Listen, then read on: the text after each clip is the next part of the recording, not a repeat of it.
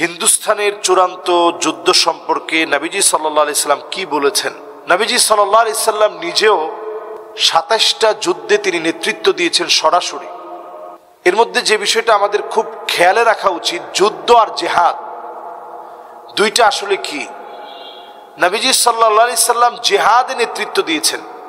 যুদ্ধ আর জেহাদের ভিতরে সামান্য একটা পার্থক্য আছে।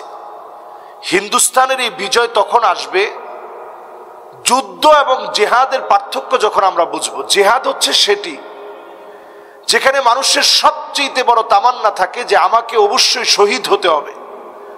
তো আপনি তখন শহীদ হবেন একজনকে মেরে না, বরং আপনাকে যদি ইসলামের বিজয়ের জন্য ২০০ জনকে যদি মারতে হয়, তারা যদি আপনাকে আক্রমণ করে, এই আক্রমণের জবাব হিসেবে, কারণ আপনার চূড়ান্ত গন্তব্য হচ্ছে আপনি শহীদ হবেন, জান্নাতে যাবেন, এই চূড়ান্ত গন্তব্য পাড়ি দেওয়ার লক্ষ্যে যদি ২০০ জনকে আপনি মেরেও হয়, দিন বিজয়ের লক্ষ্যে আপনি শহীদ হবেন।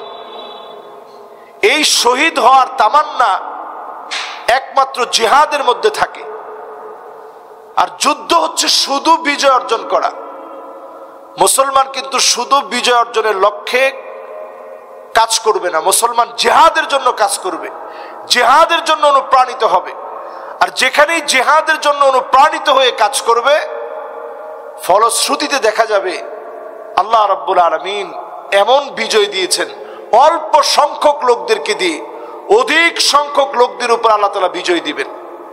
হিন্দুস্তানের বিজয়টা হবে এমন একটা বিজয়, যেই বিজয়টা আসবে মুসলমানের রক্তের উপরে পাড়ি দিয়ে অসংখ্য মুনাফিকদের ভিড়ে, হাত্তা ইয়াসিলা দাম, রক্ত পৌঁছায় যাবে মানুষের টাকনু পর্যন্ত, রক্তের দাগ পৌঁছায় যাবে মানুষের টাকনু পর্যন্ত, মানুষ এত বেশি মারা যাবে। এই সময়টা ঠিক কখনো হবে? হাদিসের সিয়াক সাবাক যদি আমরা লক্ষ্য করি, হাদিসের মিলগুলো যদি আমরা লক্ষ্য করি, শানে উরুদগুলো যদি আমরা একটু ঘেটে দেখি, প্রেক্ষাপটগুলো যদি আমরা ঘেটে দেখি, তাহলে দেখব ঠিক ইমাম মাহদী আলাইহিস সালাতু ওয়াস সালামের আগমনের একেবারে পূর্বক্ষণে এই হিন্দুস্তানের বিজয়টা মুসলমানের হাতে আসবে। আবার অনেকগুলো হাদিস দেখলে দেখা যায় ইমাম মাহদী আলাইহিস সালাতু ওয়াস সালামের আগমনের পরে হিন্দুস্তানের বিজয় হবে। তবে অধিকাংশ হাদিসের প্রেক্ষাপট থেকে বোঝা যায় হিন্দুস্তানের বিজয়ের পরেই ইমাম মাহদী আলাইহিস সালাতু ওয়াস সালামের আত্মপ্রকাশটা ঘটবে। তাহলে আমরা বলতে পারি মা বাইনা ইমাম মাহদী ওয়া ঈসা আলাইহিস সালাতু ওয়াস সালাম, যেটা আহলুস সুন্নাহ ওয়াল জামাতের অধিকাংশ উলামায়ে কেরাম এই বক্তব্য দিয়েছেন যে ইমাম মাহদী আলাইহিস সালাতু ওয়াস সালামের পরে ঈসা আলাইহিস সালাতু ওয়াস সালাম এই পৃথিবীতে আসবে দুজন ফেরেশতার ডানার মধ্যে ভর করে। ঠিক এই সময়টা অত্যন্ত মুসলমানের জন্য গুরুত্বপূর্ণ সময় হবে।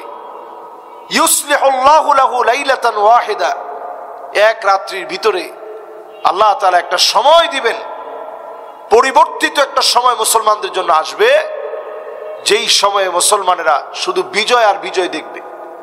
ইল্লা আদখালাহুল্লাহু কালিমাতাল ইসলাম, রন্ধ্রে রন্ধ্রে কালেমার বিজয় হবে। এই বিজয়ের সূত্রপাত হবে হিন্দুস্তানের বিজয়ের মধ্য দিয়ে।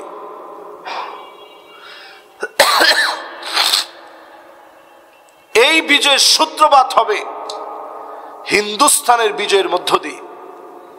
প্রিয় ভাইয়েরা, একটু যদি আমরা চিন্তা করি, নবীজি সাল্লাল্লাহু আলাইহি সাল্লাম এমন কথা বলেছেন, ইসাবাতানি মিন উম্মতি, দুইটা দল আমার উম্মতের, আল্লাহ পাক যাদের জন্য জাহান্নামের আগুন হারাম বানায় দিবেন, এর মধ্যে একটা দল হচ্ছে যারা হিন্দুস্তানের বিরুদ্ধে লড়াই করবে। এই লড়াইয়ের ভিতরে মুসলমানদের মধ্যে অনেকগুলো ভাগ হবে। এক গ্রুপ থাকবে মুনাফিক, যারা তৎকালীন সময়ে হিন্দুস্তানের এই লড়াইয়ের বিরোধিতা করবে। আমি আজকেই বলি, আমরা এখনো দেখতে পাচ্ছি যারা প্রতিনিয়ত আমাদেরকে নানাভাবে ঘায়েল করতে যাচ্ছে। আমাদের দেশে যে সাম্প্রদায়িক সম্প্রীতি মহব্বত ভালোবাসা নিয়ে আমরা সাম্প্রদায়িকভাবে কোন দাঙ্গা হাঙ্গামা আমরা পছন্দ করি না, সাম্প্রদায়িক দাঙ্গা যেন না লাগে, আমরা প্রতিনিয়ত সজাগ থাকি। সেই দেশের ভিতরে আমাদের সাইফুল ইসলাম আলিফ ভাইয়ের মতো অ্যাডভোকেটকে শহীদ করে দেওয়ার পরেও আমরা কিন্তু কোথাও গিয়ে আঘাত করি নাই, হামলা করি নাই, কোন একজন হিন্দু ভাইকে আমরা মেরে ফেলি নাই। আমরা কিন্তু যথেষ্ট সহনশীল মানুষের পরিচয় দিয়েছি, সহানুভূতির পরিচয় দিয়েছি। সংখ্যালঘু এটা আমরা বলতেই চাই না, কিন্তু তারপরে আপনারা দেখেন কি পরিমাণ উস্কানি দেওয়া হচ্ছে মিডিয়া থেকে। তার মানে তারা চাচ্ছে একটা সংঘাত তৈরি করবে। এই সংঘাত যুগে যুগেই কুফাররা তৈরি করেছে। বদরের যুদ্ধ কিন্তু তারা তৈরি করেছে, মুসলমান শুধু উত্তর দিয়েছে। এই জন্য এই সংঘাত সৃষ্টি হবে। এরপরে নবী সাল্লাল্লাহু আলাইহি সাল্লাম শুভ সংবাদ দিয়েছেন, এই সংঘাত তৈরি হওয়ার পরে মুসলমানদের ভিতরে একটা গ্রুপ তারা অংশগ্রহণই করবে না, আরেকটা গ্রুপ থাকবে যারা মুনাফিকি করবে, আরেকটা গ্রুপ থাকবে যারা যুদ্ধে যাবে কিন্তু ভয় শঙ্কা এমন ভাবে পেয়ে বসবে তারা ফিরে আসবে। আরেকটা গ্রুপ থাকবে অল্প সংখ্যক কিছু মানুষ, এই মানুষগুলোর উপরে আল্লাহ রাব্বুল আলামিন বিজয় দান করবেন। সুবহানাল্লাহ বিহামদি।